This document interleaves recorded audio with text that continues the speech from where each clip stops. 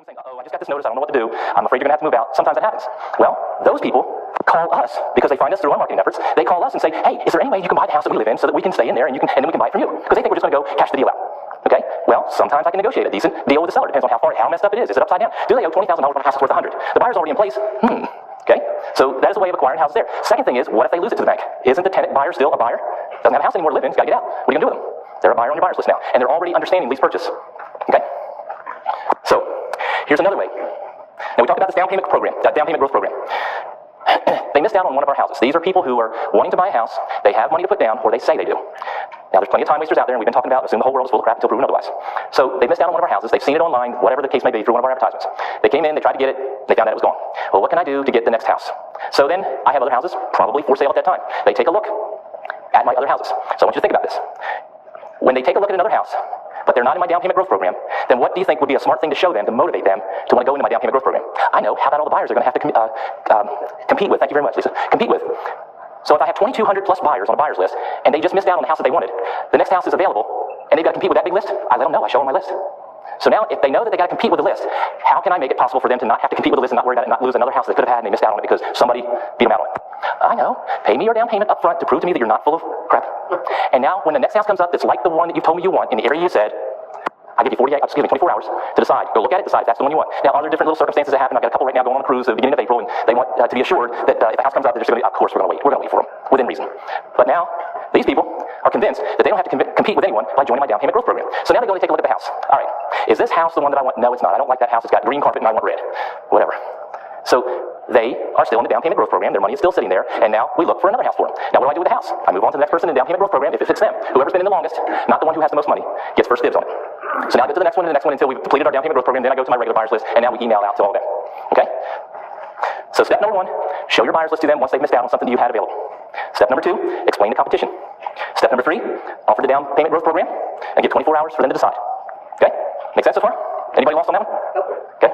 All right, secret buyers program. This is another technique that we use to build a buyers list. Now, these are probably, there's probably 3 or 4 techniques I'm showing here. I don't have 10 or 12 hours to show you this. Ron would kill me if I tried to do that. So let me just go through some of these here for you. All right, we had all these people coming in with all these different sad stories. Probably has happened to some of y'all. They thought they could go to the bank and get a loan. They thought they could qualify for a regular loan. They didn't know that the news was talking to them also when they said that it was hard for the banks to give loans out right now. People just assumed that they had 700, 750 credit score. I had a guy with an 802 credit score. Loan to value ratio on the property he was trying to buy, 65%. He got approved. No problem. Except the bank couldn't write the check. 3 banks in a row. Talk about embarrassing. That is embarrassing to people when they think they can do it and they can't because the bank can't write the check. And that's all into that gridlock with the secondary market dried up and selling off notes and following FDIC rules. We're not going to get into that. That's 3 days right there. All right. So when these people would come in and tell us their sob stories, their humiliation and embarrassing stories, started thinking about it. It's like, I wonder how many people who will never go to a bank again won't come to me either because they don't know if I'm going to approve them or not. They don't know if you're going to approve them or not. How many people are around you right now that know that you're out there, that you've done some marketing maybe already, and don't know if you're going to accept them or not? Are you going to embarrass them? So we created the secret buyers program. All right, so the secret buyers program works like this.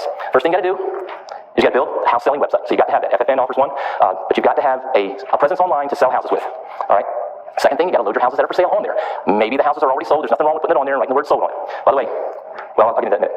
So whether the house is sold or not, there's nothing wrong with some of that being on there. And your description of what you offer up, the terms you offer, how it is that somebody who can't get qualified for a loan through a bank can get qualified to buy one of your houses. Okay? So now the next thing is, you've got the website up, it's running, and it shows houses for sale. Then you place on that website the message to the person who is embarrassed or humiliated by the regular lending institutions. Actually, there's a lot of realtors that embarrass people out there too. It's a shame it's happening, but it's happening. They can't afford to drive them around if they think they can't qualify. So they'll do a little pre-qualification thing and not take them around because they don't think there's a chance. All right? So the message says to them that you can apply through us, through this website, secretly. You will never talk to a human being. You will not leave your phone number, and your email address will not be asked for either. No one will know that you came to that website. So the only person that knows they went to the website is them. And they're going to apply with our application on my website, and they're going to do one thing. They're going to create their own secret password. And their password is going to be my very first one that we did this with. His name was Seaferry, or his code or her code. I don't even know if it was a guy or girl. The code was Seaferry. So Seaferry, this person made up that code. I have no clue who it is. To this day, I don't know who it is. I'll never know. They post the code on the website, and that code is tied to their application that gets emailed to us from my website. So now my office manager prints that out, reviews it. They've answered all the questions that we've asked on the application. How much money they had to work with down, how much money they had to work with a month, what the credit score looks like, the credit looks like, and what kind of house they want and where. So now we can easily look at that and determine, yes, it is possible for you to buy one of our houses if their numbers are good. I'll throw out some numbers to you. If I got somebody who's looking for a house that's maybe a $125,000 house, they got $10,000 put down and they can afford $1,200 a month, can I take that person all day long? Absolutely. So my answer back to Seaferry, posted on my website, says, Seaferry, you're approved, you can buy one of our houses. Now, Seaferry is Seaferry going to get humiliated or embarrassed by us now? Do they know 100% for sure they're not going to get kicked in the teeth by us? So now, the next step for them is to contact our office. Now they have to contact our office. Once we've gotten rid of the humiliation and embarrassment part of it. So we set this up. We started the 29th of September. And I thought it was going to take, and this was a little creative thinking, building, growing little program that we're bouncing off of each other for about 4 hours. We went through this. How can we do this? How can we